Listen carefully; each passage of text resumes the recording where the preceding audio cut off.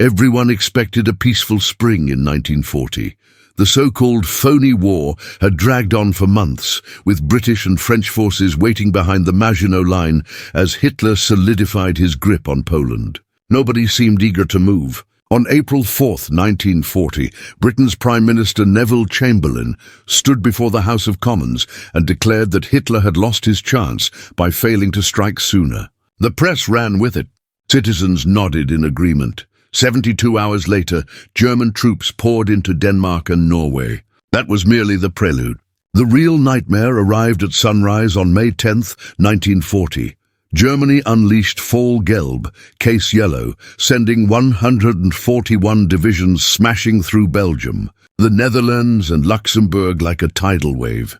History had witnessed nothing remotely comparable. This wasn't the static trench warfare of 1914. This was blitzkrieg, war at lightning speed. Stuka dive bombers shrieked from above, while panzer columns shattered defensive positions that experts had called unbreakable. The well-prepared Dutch military collapsed in 5 days. Belgium managed 18. What made it absolutely terrifying was the velocity. During the First World War, armies counted gains in yards over weeks. Now, in May 1940, German mechanized forces were devouring 50 miles daily. French and British leaders still operated with Great War thinking, assuming they'd have weeks to shuffle forces and dig new defensive positions. Reality moved faster than their orders. By the time instructions arrived at the front, everything had shifted. Radio messages became obsolete during decryption. Scout reports described German locations that had moved 20 miles before headquarters saw them. France possessed the Maginot Line, supposedly an unbeatable fortress chain running along the German frontier. The price tag would translate to roughly $3 billion today. This engineering marvel featured underground rail networks, climate-controlled living quarters, and gun turrets that rose and fell mechanically. One fatal flaw existed. The fortifications stopped before reaching the Belgian frontier. French military leadership dismissed the Ardennes forest as terrain tanks couldn't navigate. That assumption would prove catastrophically mistaken. German panzer divisions burst from the Ardennes on May 13th and punched across the Meuse River at Sedan. Ironically, where France had suffered defeat back in 1870, history enjoys cruel repetition. 7 days later, German forces had split the British Expeditionary Force from the primary French armies. The BEF, roughly 400,000 British and French soldiers, found themselves squeezed toward the coastline with the English Channel at their backs. London's War Office received field reports that resembled nightmare scenarios. Entire divisions had gone silent. Logistics networks had disintegrated. Civilian refugees jammed every roadway, paralyzing military transport. Meanwhile, across the Channel in Berlin, victory celebrations had already begun. German intelligence estimated Britain would seek peace terms within 3 weeks of France's inevitable collapse, perhaps 4 at most. What other option existed? Britain's army faced destruction in France. The Royal Navy couldn't halt armoured divisions, and Britain lacked both industrial strength and manpower to challenge the Wehrmacht independently. Capitulation wasn't merely anticipated. Every European military strategist considered it unavoidable. Even voices in London were quietly concurring. Neville Chamberlain's administration crumbled even faster than France itself. Parliament convened on May 7th and 8th for what history remembers as the Norway debate. A savage examination of Britain's botched attempt to block Germany's Norwegian takeover. Conservative Member of Parliament Leo Avery rose and hurled Oliver Cromwell's historic rebuke at the Long Parliament. You have sat too long here for any good you have been doing. Depart, I say, and let us have done with you. In the name of God, go. The chamber exploded in reaction. The vote came, and Chamberlain's commanding majority evaporated from over 200 down to merely 81. Technically, he'd won, but he'd lost Parliament's trust. More critically, he'd lost the nation's confidence. Here's where things become fascinating. Chamberlain resisted resignation. He attempted building a coalition with Labour and Liberal parties. Both refused to work under his leadership. 2 candidates emerged as replacements: Lord Halifax, serving as Foreign Secretary, and Winston Churchill, First Lord of the Admiralty. Halifax represented the establishment choice, aristocratic bloodlines, diplomatic credentials, Foreign Office respect. Churchill was the unpredictable maverick, brilliant yet volatile, a former liberal who'd changed parties, blamed for the Gallipoli catastrophe during World War I, spending the 1930s politically isolated while warning about Hitler as others labelled him a warmonger. Chamberlain gathered Halifax and Churchill on May 9th to determine his successor. Churchill's personal records describe a lengthy silence following Chamberlain's question about whether Halifax would accept the position. Halifax later claimed that serving from the House of Lords would cripple his ability to lead a wartime government. Historians continued debating whether Halifax simply feared the burden of steering Britain through what appeared to be certain annihilation. History's most consequential decisions sometimes involve choosing inaction. The responsibility landed on Churchill. At 6 in the evening on May 10, 1940, the identical day Germany launched its Western assault, King George VI requested Churchill form a government. Churchill had reached 65 years old. His later writings reflect, "I felt as if I were walking with destiny, and that all my past life had been but a preparation for this hour and for this trial." It sounds theatrical because the moment demanded theatrics. Britain approached the gravest crisis in its existence, and the man now tasked with national salvation had been dismissed as politically finished just 12 months earlier. Churchill immediately assembled his war cabinet. He retained Chamberlain as Lord President of the Council, partly for conservative unity, partly because Chamberlain still commanded Tory loyalty. He named Clement Attlee, the Labour leader, as Lord Privy Seal. Halifax remained Foreign Secretary. Crucially, he appointed Labour's Ernest Bevin as Minister of Labour, giving trade unions direct governmental representation. This transcended political spectacle. Churchill grasped that Britain's survival demanded absolute national cohesion. Class barriers, partisan conflicts, social hierarchies, none could matter anymore. Yet while Churchill constructed his government on May 10th and 11th, French reports deteriorated hourly. The Dutch Queen had escaped to London. Belgian forces retreated across all fronts. French commanders transmitted increasingly frantic messages about one breakthrough after another. Everyone harbored the identical question, what happens after France collapses? Because France's collapse had become inevitable. The only uncertainty was timing, and Britain's response to standing completely alone. As panzers churned through France, a separate conflict raged inside Britain's war cabinet, a battle over whether fighting made any sense. Between May 26th and May 28th, 1940, the 5-member war cabinet conducted 9 meetings that would shape not just Britain's destiny, but the entire trajectory of World War II. These weren't theoretical policy conversations. These were exhausting, brutal debates about national survival that came terrifyingly close to reaching opposite conclusions. Lord Halifax arrived with a proposal. Italy hadn't joined the war by May 25th. Mussolini was playing wait and see.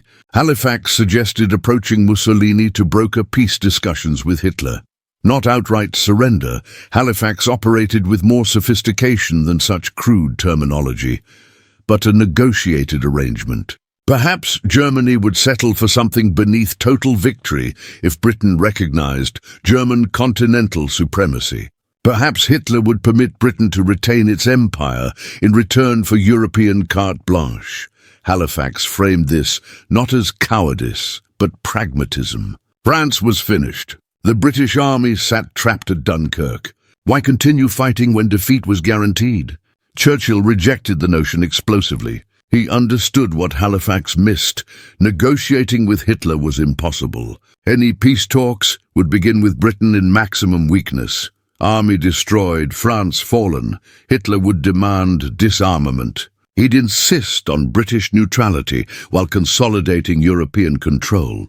He'd require the Royal Navy be diminished or surrendered. Once Britain agreed to negotiate from vulnerability, each concession would spawn another until independence became meaningless. Churchill told the War Cabinet on May 26th, "Nations which went down fighting rose again, but those which surrendered tamely were finished." The argument stretched for hours. Halifax persisted, insisting that exploring peace conditions differed from capitulation.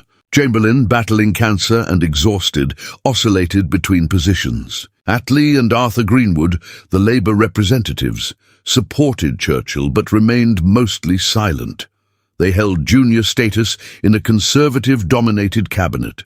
The tension grew so intense that Churchill temporarily left the room. Halifax's diary reveals he contemplated resignation, which would have collapsed the government and likely triggered new negotiations. Churchill made an unprecedented move on May 28th. He summoned the complete cabinet, all 25 ministers, not merely the inner war cabinet. He delivered an emotional speech about continuing the fight, about never yielding, about how Britain might fall, but would fall fighting. Records show the ministers erupted in cheers and table-pounding. Churchill later wrote, "There occurred a demonstration which, considering the character of the gathering, 25 experienced politicians and parliament men, surprised me. Quite a few seemed to jump up from the table and came running to my chair, shouting and patting me on the back. This marked the pivot point." Halifax couldn't advocate negotiations with the full cabinet unified behind Churchill. The debate concluded. Britain would continue fighting. What makes these meetings monumentally significant? They remained secret. British citizens had zero awareness how close their government came to seeking Hitler's terms. Parliament didn't know. Germany certainly didn't know. If Halifax had prevailed in those arguments, if Chamberlain had backed him, if Churchill had been outvoted, the war's entire outcome would have transformed. Germany would have dominated Europe. No staging area for D-Day would exist. No Allied bombing runs. No Western Front. The Soviet Union would have confronted Nazi Germany in isolation. Churchill won this battle wielding only words and determination. He recognized that once you begin asking what surrender terms the enemy might accept, you've already been defeated. Survival sometimes demands rejecting every logical argument for capitulation. Just 3 days into his premiership, on May 13, 1940, Churchill addressed the House of Commons in his inaugural speech as Britain's leader. He'd barely slept since assuming office. French reports were catastrophic. German forces had crossed the Meuse. France was disintegrating. Everything was collapsing. Now he needed to communicate to Parliament and the nation what leadership they should expect. The speech lasted barely 6 minutes. Churchill lacked time for elaborate composition. He'd scrawled notes during fleeting moments between crisis meetings. But those 6 minutes contained some of English history's most impactful words. He opened plainly. "I have nothing to offer but blood, toil, tears, and sweat. No empty promises, no comforting platitudes, just raw truth about coming hardships. Consider how revolutionary this was." Politicians typically campaign on prosperity. They promise security and brighter futures. Churchill promised exactly the reverse: difficulty, sacrifice, quite possibly death. He continued, "We have before us an ordeal of the most grievous kind. We have before us many, many long months of struggle and of suffering." He was requesting the British people commit to years of warfare when most military professionals believed Germany would win within weeks. Then came the mission statement defining Britain's war. "You ask, what is our policy? I will say it is to wage war by sea, land and air, with all our might and with all the strength that God can give us. To wage war against a monstrous tyranny never surpassed in the dark, lamentable catalogue of human crime. That is our policy. Notice the framing. Not fighting for territory, economic advantages or imperial glory. Fighting against tyranny. This was fundamentally a moral war, a civilizational battle." Then the closing declaration, "You ask, what is our aim? I can answer in one word: victory. Victory at all costs. Victory in spite of all terror. Victory, however long and hard the road may be. For without victory there is no survival. That word, survival, made everything concrete. Churchill wasn't guaranteeing triumph. He was guaranteeing the opportunity to survive, and he possessed enough honesty to acknowledge that even survival remained uncertain. Parliamentary reactions split. Some MPs felt electrified. Others considered Churchill unnecessarily pessimistic, even defeatist.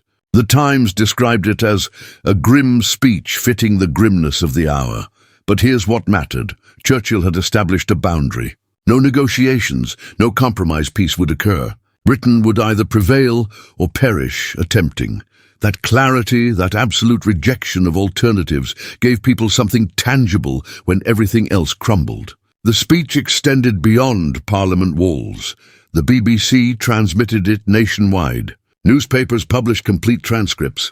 Londoners read it in subway stations that would soon become bomb shelters. Factory workers absorbed it during breaks. Soldiers read it while preparing for Dunkirk evacuation. In Berlin, German intelligence officers studied it and started realizing they'd miscalculated. This wasn't the speech of a surrendering government. This was the speech of someone prepared to incinerate his own nation rather than hand it to Hitler. Churchill grasped something about leadership that Halifax never comprehended. People can endure nearly anything if they believe it has meaning. They can accept hardship if they believe they're serving something transcendent. He wasn't exactly offering hope. He was offering purpose. Sometimes during humanity's darkest hours, purpose outweighs hope. In Berlin, Hitler's intelligence apparatus watched Britain with absolute certainty. Collapse was imminent. The Abwehr, German military intelligence, had invested years analyzing British society and governance. Their assessments depicted a nation fractured by class warfare, weary from World War I, led by feeble politicians. Completely unprepared for modern combat, every analysis reached identical conclusions. Britain would collapse within weeks following France's defeat. They weren't merely incorrect. They were catastrophically, historically wrong about virtually everything. German intelligence based their assessment on seemingly solid foundations. Britain had spent the 1930s frantically avoiding conflict. Chamberlain had flown to Munich and surrendered Czechoslovakia to Hitler. The British public had celebrated him. Peace demonstrations had drawn enormous crowds. The Oxford Union, training ground for Britain's future leadership, passed a 1933 resolution refusing to fight for king and country. When Germany remilitarized the Rhineland in 1936, Britain stood idle. When Germany absorbed Austria in 1938, Britain remained passive. The pattern appeared obvious. The British lacked appetite for war. Nazi leadership also profoundly misinterpreted British class dynamics. They assumed aristocracy and business interests would demand peace to preserve wealth and privilege. Lord Halifax appeared to validate this analysis, an aristocrat promoting negotiations. German intelligence noted British upper classes, maintained social and economic German connections. Many had toured Germany throughout the 1930s. Some had praised Hitler's economic accomplishments. Surely these people wouldn't tolerate watching their country destroyed in an unwinnable conflict. Hitler himself reinforced this misunderstanding. He'd studied the British Empire and convinced himself Britain's ruling class thought like him, pragmatically, focused on power and self-preservation.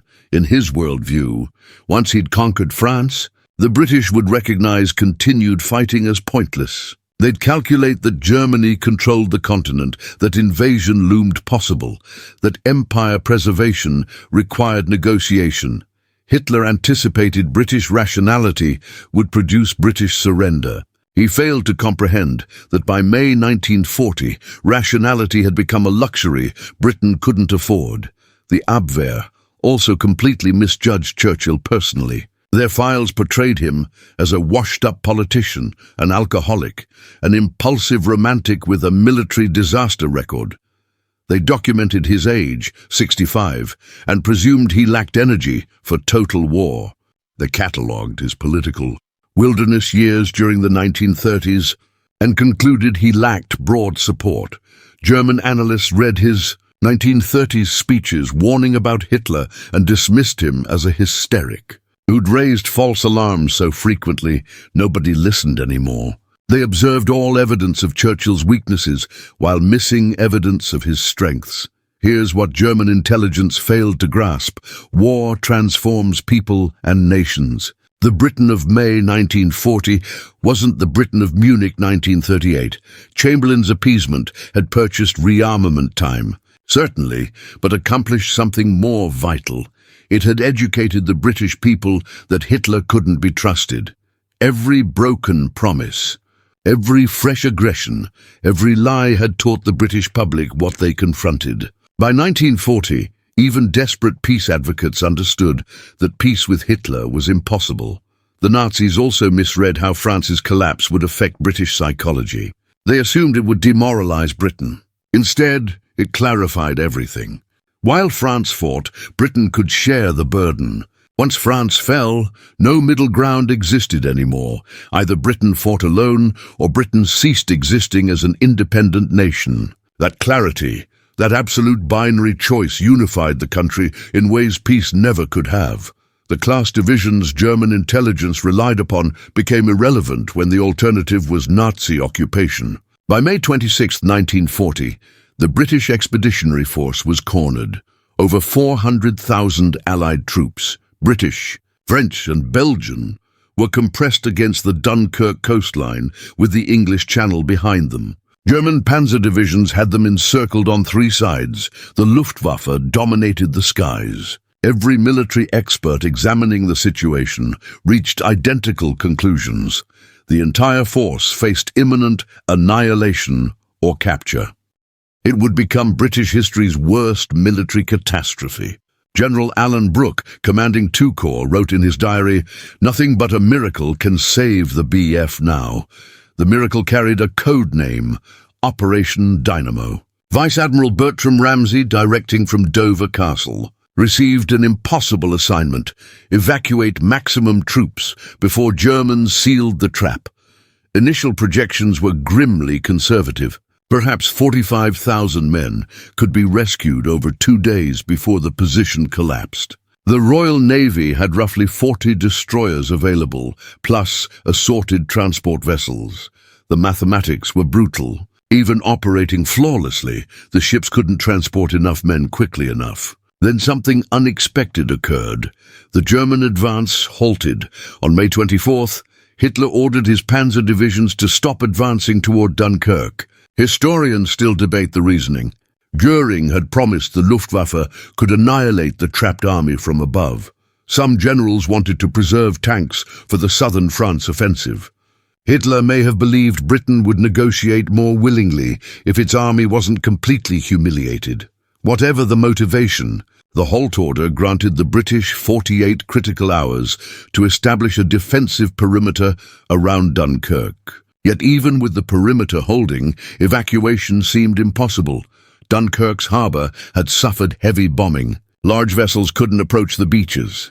Troops waited in the dunes while German artillery hammered them. Ramsay made a desperate choice. He broadcast a call for small boats. Any vessel capable of crossing the channel was requested to sail for Dunkirk. Fishing boats, pleasure craft, private sailboats, river ferries. One boat making the crossing was the Tamzine, a 14-foot fishing vessel that somehow evacuated 7 soldiers. The Sundowner, a private yacht, made repeated trips and rescued 130 men. Across 9 days, from May 26 to June 4th, an armada of 933 vessels crossed the channel.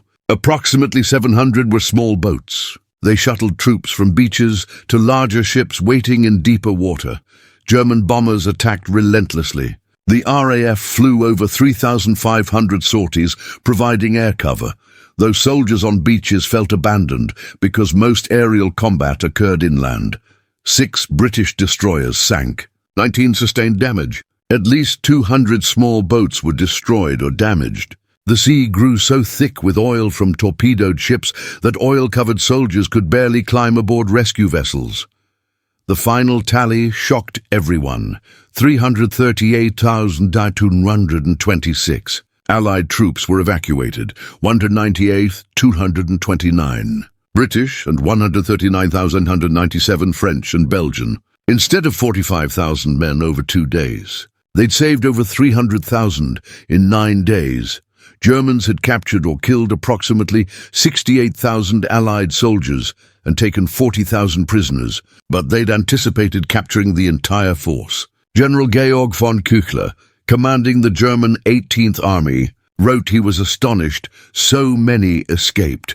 German military planners had counted on those 400,000 prisoners as proof Britain was defeated. But here's the reality. Dunkirk remained a military disaster. The British lost 68,000 troops killed, wounded, or captured. They abandoned 2,472 artillery pieces, 20,000 motorcycles, 65,000 vehicles, and 76,000 tons of ammunition. The entire British Expeditionary Force's heavy equipment was gone. 11 fighter squadrons had been lost. Britain's army had been expelled from the continent. Churchill himself told Parliament on June 4th, "We must be very careful not to assign to this deliverance the attributes of a victory. Wars are not won by evacuations." Yet Germany had expected total annihilation, and Britain had achieved miraculous survival. The propaganda value was enormous. The little boat story became legend. The defensive perimeter had held against overwhelming forces. Most importantly, Britain still possessed an army. Re-equipping and expanding it would require years, but the men had been saved. They would fight again. On June 4, 1940, the same day final troops evacuated from Dunkirk, Churchill addressed Parliament to deliver what would become his most celebrated speech. He'd already given Parliament his blood, toil, tears and sweat speech 3 weeks prior, but that preceded France's collapse. Before Dunkirk, before Britain stood utterly alone, now he needed something far more challenging than promising sacrifice. He needed to transform catastrophic military defeat into justification for continuing the fight. Churchill devoted the speech's opening to explaining precisely what transpired in France. No sugarcoating, no propaganda. He walked Parliament through the German breakthrough, the encirclement, the desperate fighting retreat coastward. He praised RAF pilots who'd flown themselves to exhaustion providing air cover. He acknowledged French troops who defended the perimeter, allowing British soldiers to evacuate first. He provided military reality because inspiration built on lies is worthless. They needed to understand how dire things were before comprehending why continuing mattered. Then he addressed everyone's unspoken thoughts. We must be very careful not to assign to this deliverance the attributes of a victory. Wars are not won by evacuations. He refused letting people pretend Dunkirk was anything except defeat. But then, and this reveals his genius, he reframed what the defeat signified. Yes, Britain had lost the battle, but Britain hadn't lost the war. The soldiers had been saved. The fight would continue. Continuing the fight was itself victory over expected surrender. He outlined Britain's strategic reality with brutal honesty. The German army would now pivot south to finish France. When France fell, notice he said when, not if, Britain would face invasion. He told Parliament, "We shall go on to the end. We shall fight in France. We shall fight on the seas and oceans. We shall fight with growing confidence and growing strength in the air." Each phrase expanded on the previous, broadening the scope of where and how Britain would resist. Then arrived the crescendo, the lines quoted for the next 8 decades. "We shall defend our island, whatever the cost may be. We shall fight on the beaches. We shall fight on the landing grounds. We shall fight in the fields and in the streets. We shall fight in the hills. We shall never surrender." Notice the progression from beaches to landing grounds, to fields, to streets, to hills. Churchill was describing fighting retreat into Britain's interior itself. He was promising that even if Germany landed, even if they seized the coasts, even if they reached London, fighting would continue until the last British soldier fell. Then, almost as afterthought, he added the final line, "And if, which I do not for a moment believe, This island, or a large part of it, were subjugated and starving. Then our empire beyond the seas, armed and guarded by the British fleet, would carry on the struggle until, in God's good time, the new world, with all its power and might, steps forth to the rescue and the liberation of the old. This transcended Britain now. This was about keeping any fragment of the free world alive until America could be persuaded to join the war. The speech functioned on multiple levels. For the British public, it transformed humiliation into defiance. For Parliament, it clearly stated the government would never negotiate. For the Germans, who received complete translations within hours, it was shocking. Where was the expected peace offer? Where was recognition that continuing was futile? Instead, Churchill promised fighting street by street, house by house, until Britain was destroyed or Germany defeated. In Berlin, the speech generated genuine confusion. German intelligence had predicted Dunkirk would shatter British morale. They'd expected Churchill to fall and Halifax to seek terms. Instead, Churchill's position had strengthened. The evacuation had somehow intensified British determination rather than breaking it. Hitler had achieved the greatest military victory since Napoleon, and his enemy refused acknowledging defeat. The entire psychological calculation had failed. France officially surrendered on June 22, 1940. Hitler orchestrated the ceremony in the identical railway car where Germany had signed the armistice ending World War I. The symbolism was deliberate, humiliation repaid with humiliation. Germany now controlled virtually all Western Europe. Poland, Denmark, Norway, Belgium, the Netherlands, Luxembourg and France had all fallen within 1 year. The Soviet Union had signed a non-aggression pact with Germany. Italy had entered the war supporting Germany. Britain stood isolated with 0 allies and no realistic victory path. Hitler anticipated a peace offer within days. He'd conquered the continent. Britain's army had been driven from Europe. The Luftwaffe outnumbered the RAF. The Wehrmacht had proven itself unstoppable. Surely now, with France gone and the situation obviously hopeless, Churchill would be replaced by reasonable men understanding that continued fighting meant national suicide. Hitler even prepared a peace proposal. Britain could retain its empire and navy in exchange for recognizing German European dominance. He considered it generous. The offer never materialized. Instead, on July 14, 1940, Bastille Day, another deliberate symbol, Churchill ordered the Royal Navy to attack the French fleet at Mers el-Kebir in Algeria, preventing it from falling into German control.